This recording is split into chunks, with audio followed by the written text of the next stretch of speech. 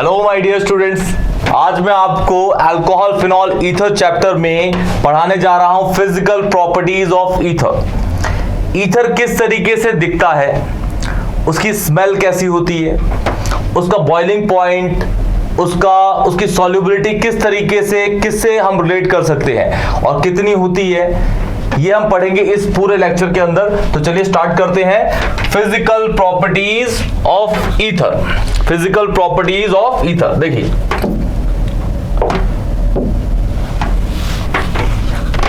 इसमें basically physical properties of ether के अंदर हम तीन चीजों को ध्यान देंगे। पहला order, second melting and boiling point, तीसरा सॉल्युबिलिटी।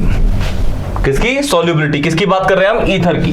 ईथर आपको पता ही है ROR होता है, alkoxy alkane. Alkoxy alkane is what? Alkoxy alkane is ether. This is, अगर ये वाला आपका एल्कोक्सी है तो ये वाला होगा आपका एल्केन, और एल्केन जो होता है ये आपका सफिक्स होता है, जिसके अंदर सफिक्स जो ज्यादा कार्बन की चेन होती है, जो ज्यादा कार्बन की चेन होती है। क्लियर? देखते हैं, देखिए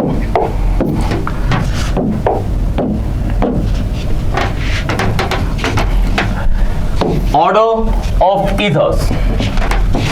ईथर जो होते हैं, it is a colourless liquid, is a colourless liquid, highly volatile.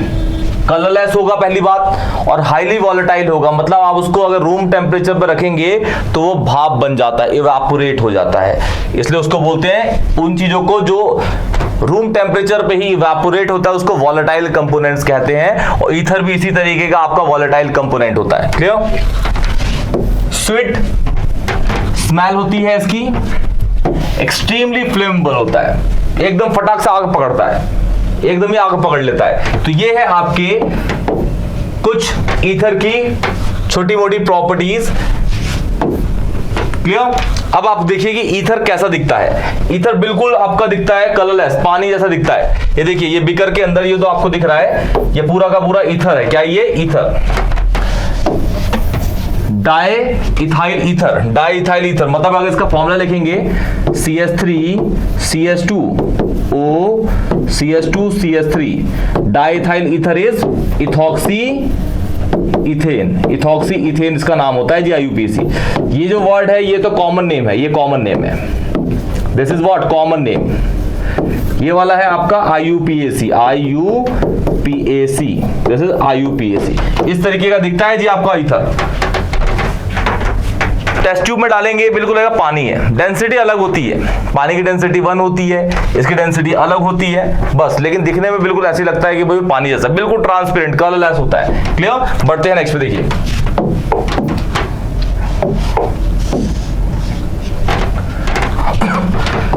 Melting and boiling point of ether. कुछ फॉर्मूले दे रखे हैं। ये है आपका एल्केन जिसका नाम है एन-पेंटेन। ये है आपका ईथर, ये हो गया R और बीच में है O, इथॉक्सी इथेन जिसका नाम हमने अभी पहले बताया था डाई इथाइल ईथर। ये है आपका अल्कोहल, ये क्या नाम है इसका? ब्यूटेन वनॉल। क्लियर? अब इन तीनों में सबसे ज्यादा जो BP है वो किसका है? चेक करिए, अल्कोहल का, क्योंकि आपको पता है अल्कोहल जो है वो H बॉन्ड फॉर्म करता है। कौन सी वाली? इंटरमोलिकुलर। कौन सी? इंटरमोलिकुलर, इंट्रा नहीं, इंटरमोलिकुलर हाइड्रोजन बॉन्ड। कौन सा? इंटरमोलिकुलर हाइड्रोजन बॉन्ड फॉर्म करता है अल्कोहल, इसलिए उसका BP क्या होता है? ज्यादा होता है। एल्केन जो है ये एल्केन एन-पेंटेन, ये तो बिल्कुल आपको पता ही है कि गैस के रूप में ही होता है एक तरीके से। ये गैस या फिर लिक्विड होता है, पांचों वाला लिक्विड स्टार्ट हो जाता है। ये जो है आपका लिक्विड ही होता है। क्लियर? ये इसका बॉइलिंग पॉइंट है, ये इसका बॉइलिंग पॉइंट है। बॉइलिंग पॉइंट ऑफ अल्कोहल सबसे ज्यादा होता है। हमें बेसिकली एल्केन से कंपेयर नहीं करने को मिलता, हमें मिलता है अल्कोहल से कंपेयर करने को। तो आप ये देखिए कि अल्कोहल का बॉइलिंग पॉइंट ज्यादा है किससे? ईथर से। ईथर से उसका ज्यादा है। रीजन देखिए, the large difference in the boiling point of alcohol and ether. Alcohol और ईथर में लार्ज डिफरेंस है। देखिए ये 307.6 डिग्री है, और ये कितना है? सॉरी केल्विन है, और ये कितना है? 390 इज ड्यू टू, रीजन है इसके पीछे presence of hydrogen bond in alcohol, ये जैसे मैंने बोला आपको अल्कोहल के अंदर हाइड्रोजन बॉन्ड होता है, इसीलिए उसका बॉइलिंग पॉइंट क्या है, ज्यादा है। और बॉइलिंग पॉइंट हाइड्रोजन बॉन्ड जो है स्ट्रॉन्ग फोर्स ऑफ अट्रैक्शन है। क्लियर? अच्छा, सेम यहां पे भी अगर आपको क्वेश्चंस मिले तो जैसे अल्कोहल की हमने केमिकल फिजिकल प्रॉपर्टीज पढ़ी थी, सेम आपको डिट्टो यहां पे भी लगानी है ये वाली, ठीक है, कि बॉइलिंग पॉइंट सबसे जो डायरेक्टली प्रोपोर्शनल होता है वो किसके, फोर्स ऑफ अट्रैक्शन। और फोर्स ऑफ अट्रैक्शन यहां पे कौन सा, इंटरमॉलिक्यूलर हाइड्रोजन बॉन्ड। जितना फोर्स ऑफ अट्रैक्शन होगा वो उतना वो इवेपोरेट देर में होगा, मतलब उसका बॉइलिंग पॉइंट क्या होगा, ज्यादा होगा। दूसरा, boiling point is also directly proportional to the molar mass. जितना कंपाउंड का मास होगा उतना ही वो बॉइल क्या होगा, रेट में होता है। मास बढ़ाओगे तो बॉइलिंग पॉइंट भी क्या होगा, बढ़ेगा उसका। फिर boiling point is directly proportional to the किसके, सरफेस एरिया के। सरफेस एरिया बढ़ाओगे, सरफेस एरिया जितना ज्यादा होगा उसका बॉइलिंग पॉइंट भी क्या होगा, ज्यादा होगा। फिर boiling point is inversely proportional to the branching, ये ब्रांचिंग लिखा हुआ है, ब्रांचिंग, ब्रांचिंग चेन। जितनी कार्बन में ब्रांचिंग लगी होगी उसका सरफेस एरिया कम हो जाएगा। ब्रांचिंग बढ़ी, सरफेस एरिया कम हो गया, ब्रांचिंग बढ़ी, सरफेस एरिया कम, सरफेस एरिया कम तो बॉइलिंग पॉइंट भी कम, क्योंकि सरफेस एरिया और बॉइलिंग पॉइंट डायरेक्टली प्रोपोर्शनल है जी एक दूसरे के। क्लियर? तो ये सारे फैक्टर्स तो आपने अल्कोहल के अंदर भी पढ़े होंगे।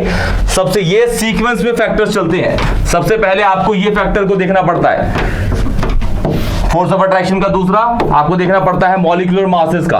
तीसरा आपको देखना पड़ता है सरफेस एरिया। फोर्थ देखना पड़ता है जो आपका है ब्रांचिंग। बेसिकली सरफेस एरिया और ब्रांचिंग एक दूसरे के उल्टे ही होते हैं। क्लियर? ठीक, अब बढ़ते हैं आगे। देखिए इसके अंदर आपको बता रखा है कि कौन किसमें कैसी कैसी फोर्स ऑफ अट्रैक्शन काम करती है। जैसे ये है आपके पास एल्केन है, दिख रहा है ये एल्केन, ये ईथर है, ये ईथर, ये एल्डिहाइड है, ये दिख रहा है एल्डिहाइड, ये कीटोन है, ये कीटोन दिख रहा है, ये अल्कोहल है, अल्कोहल। इन सब में सबसे ज्यादा जो बॉइलिंग पॉइंट होगा किसका, अल्कोहल का, वो कितना है 97। देखिए, और किसमें देखा है, डिग्री सेल्सियस में। वो इससे पहले वाला केल्विन में था, ये डिग्री सेल्सियस में। रीजन यही क्योंकि अल्कोहल के अंदर जो बॉन्ड होता है वो हाइड्रोजन बॉन्ड होता है, और सबसे कम किसका है, एल्केन का। रीजन बिहाइंड इट क्योंकि इसके अंदर एक ही तरह की फोर्स होती है, डिस्पर्जन फोर्स, वीकेस्ट फोर्स होती है, वीकेस्ट सबसे weakest force, dispersion force. Ether में जो फोर्स होती है वो कौन सी होती है, वीक डाइपोल फोर्स होती है, इसलिए उसका बॉइलिंग पॉइंट क्या है, थोड़ा उससे ज्यादा है। क्लियर? और एल्डिहाइड के अंदर होती है स्ट्रॉन्ग डाइपोल, इसके अंदर भी स्ट्रॉन्ग डाइपोल। तो जैसे ही आप क्या हो रहा है कि फोर्स बढ़ रही है तो उसका बॉइलिंग पॉइंट भी क्या कर रहा है, देखिए बढ़ता जा रहा है। ये एक तरह का ऑर्डर है आपका फोर्स ऑफ अट्रैक्शन का। डिस्पर्जन फोर्स कम होती है, उससे थोड़ी स्ट्रॉन्ग होती है कौन सी, वीक डाइपोल फोर्स। इससे थोड़ी स्ट्रॉन्ग होती है कौन सी, स्ट्रॉन्गर या स्ट्रॉन्ग डाइपोल, ऑब्वियस है। इन सब में सबसे ज्यादा होती है कौन सी, H बॉन्ड वाली, हाइड्रोजन बॉन्ड वाली। तो जिसका फोर्स ऑफ अट्रैक्शन ज्यादा है उसका बॉइलिंग पॉइंट भी ज्यादा होगा। तो अल्कोहल के अंदर कौन सी होती है, हाइड्रोजन बॉन्ड की फोर्स ऑफ अट्रैक्शन होती है, इसीलिए उसका बॉइलिंग पॉइंट भी क्या होता है भाई, ज्यादा होता है। क्लियर? बढ़ते हैं नेक्स्ट। देखिए ये एक सपोज क्वेश्चन दे रखा है आपको, why the BP of ether is lesser than alcohol। Ether का BP कम होता है किससे, अल्कोहल से। तो आपको पता ही है क्योंकि इसके अंदर जो फोर्स ऑफ अट्रैक्शन है कौन सी है भाई, अल्कोहल के अंदर इंटरमॉलिक्यूलर हाइड्रोजन बॉन्ड होता है। कौन सा, इंटरमॉलिक्यूलर। इसके अंदर होता है इंटरमॉलिक्यूलर, अल्कोहल के अंदर इंटरमॉलिक्यूलर H बॉन्ड।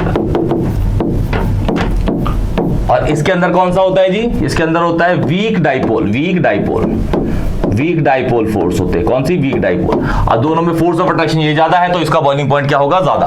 देखिए बिकॉज, यहां से आंसर है, because ether molecules can't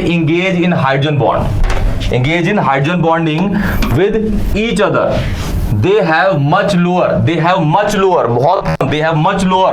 boiling point than do alcohols, than alcohols with similar molecular mass। तो ये रीजन है आपका, क्योंकि अल्कोहल के अंदर जो फोर्स ऑफ अट्रैक्शन है वो है हाइड्रोजन बॉन्ड, जो इंटरमॉलिक्यूलर होता है। कौन सा, intermolecular. Strong force of attraction है तो भाई बीपी ऑब्वियस उसका ज्यादा होगा। और ईथर के अंदर जो आपका बॉइलिंग फोर्स ऑफ अट्रैक्शन काम करता है वो कौन सा होता है, वो होता है आपका वीक डाइपोल। तो उसमें हाइड्रोजन बॉन्ड तो होता भी नहीं है, तो उसका बॉइलिंग फोर्स ऑफ अट्रैक्शन कम है, तो जल्दी से आप थोड़ा सा भी हीट लगाएंगे, जल्दी से वो क्या कर जाएगा, बॉइल कर जाता है, जल्दी से ही बॉइल कर जाएगा। क्लियर? तो ये इसके पीछे रीजन है, आता है ये भी, ये क्वेश्चन इंपॉर्टेंट है। ठीक है, आगे देखिए। अब आता है आपका सॉल्युबिलिटी। बॉइलिंग पॉइंट पूरा खत्म हो गया, सॉल्युबिलिटी, ये इसका टॉपिक है सॉल्युबिलिटी का। आपको पता है कि ईथर जो है, अगर ईथर को आप पानी में डालोगे तो वो बहुत ही कम डिसॉल्व होता है। अल्कोहल और ईथर को पानी के अंदर डिसॉल्व करोगे तो वो डिसॉल्व नहीं होता। रीजन? क्योंकि जो वाटर है वो एक इनऑर्गेनिक सॉल्वेंट है, लेकिन ईथर को अगर आप ऑर्गेनिक सॉल्वेंट में डिसॉल्व करो पूरा का पूरा डिसॉल्व हो जाता है, क्योंकि ईथर हाइड्रोजन बॉन्ड नहीं फॉर्म कर पाता। क्लियर? तो देखिए, on the other hand, ethers are easily soluble in organic solvent such as alcohol के अंदर डालिए घुल जाएगा, एसीटोन के अंदर, बेंजीन के अंदर भी घुल जाएगा ये। क्लियर? ईटीसी और भी हो सकते हैं, इनके अंदर ही डिसॉल्व हो जाता है। All in all we can say that ether can only be slightly soluble in water. Slightly soluble, ether बहुत ही कम soluble होता है पानी के अंदर। अल्कोहल को पानी में डालेंगे तो डिसॉल्व हो जाता है, पूरा का अच्छी तरीके से सॉल्युबिलिटी हो जाती है उसकी। लेकिन अगर आप डालेंगे क्या, ईथर को पानी के अंदर, तो बहुत ही कम soluble, बहुत ही कम soluble होता है, बहुत ज्यादा कम। You can say that ether can only be slightly soluble in water. If we look at figures at room temperature, मतलब 25 डिग्री, रूम टेम्परेचर कितना होता है जी, रूम टेम्परेचर, जो पूरा क्राइटेरिया को हम चेक कर रहे हैं डाटा के अकॉर्डिंग, जो नीचे लिखा हुआ है वो रूम टेम्परेचर 25 डिग्री सेल्सियस या फिर कैल्विन में 298 कैल्विन पे चल रहा है रूम टेम्परेचर। क्लियर? फिर बोला गया 1% टू 1.5% ऑफ वाटर, 1% या 1% या फिर 1.5% से पानी dissolve can be dissolve in ether, while 7.5% of ether can be dissolve in water. Clear? तो ये इसके पीछे यही रीजन है कि जो ईथर है, ईथर आपका हाइड्रोजन बॉन्ड फॉर्म नहीं कर पाता, इसीलिए वो क्या, सॉल्युबल नहीं होता। अल्कोहल पानी के साथ हाइड्रोजन बॉन्ड फॉर्म कर देता है, इसलिए वो क्या हो जाता है, सॉल्युबल। क्लियर? ईथर पानी के साथ हाइड्रोजन बॉन्ड फॉर्म भी नहीं कर पाता, इसलिए वो सॉल्युबल नहीं होता। क्लियर? एक क्वेश्चन इसके ऊपर है, ये वाला देखिए, इंपॉर्टेंट है क्वेश्चन जी। क्वेश्चन क्या है, why ether is soluble, is insoluble, why ether is insoluble, soluble नहीं होता पानी के अंदर। तो रीजन यही है, ethers are insoluble in water because due to the bigger size of the alkyl group, क्योंकि ROR, इसमें देखिए अल्कोहल दिख रहा है, दोनों में इसका डिफरेंस है, यहाँ R है, यहाँ H है, यहाँ R है और H है, क्योंकि दोनों के लिए ये वाला पार्ट तो सेम ही है, ये है आपका R, और R होता है हाइड्रोफोबिक पार्ट, बड़ा ग्रुप होता है, तो इस साइड से तो हाइड्रोजन बॉन्ड नहीं होगी। लेकिन अगर मैं यहाँ से एक कोई ग्रुप लगाऊं ऑक्सीजन का, तो इस हाइड्रोजन के साथ वो हाइड्रोजन बॉन्ड फॉर्म कर जाएगा, क्योंकि ये इसका बगल वाला भी ऑक्सीजन के साथ ही लगा हुआ है, तो हाइड्रोजन बॉन्ड फॉर्म करके ये सॉल्युबल हो जाता है, और ये क्या हो जाता है, insoluble. Clear? Insoluble. The oxygen atom in ether fails to form intermolecular hydrogen bond with water. समझ गए? क्योंकि दोनों साइड में इसके आर लगे हैं, इसमें एक साइड में ही है। क्लियर? इसीलिए तो ये आपको एज इट इज, ऐसे क्वेश्चन आएगा एज इट इज, ये आंसर लिख के आइएगा, नंबर पूरे के पूरे 1 नंबर का ही आएगा, ज्यादा से ज्यादा, उससे ज्यादा का नहीं आता ये, और पूरे मिलेंगे। तो ये पूरा का पूरा था आपका फिजिकल प्रॉपर्टी ऑफ ईथर, जो बहुत इजी तरीके से मैंने समझाया आपको।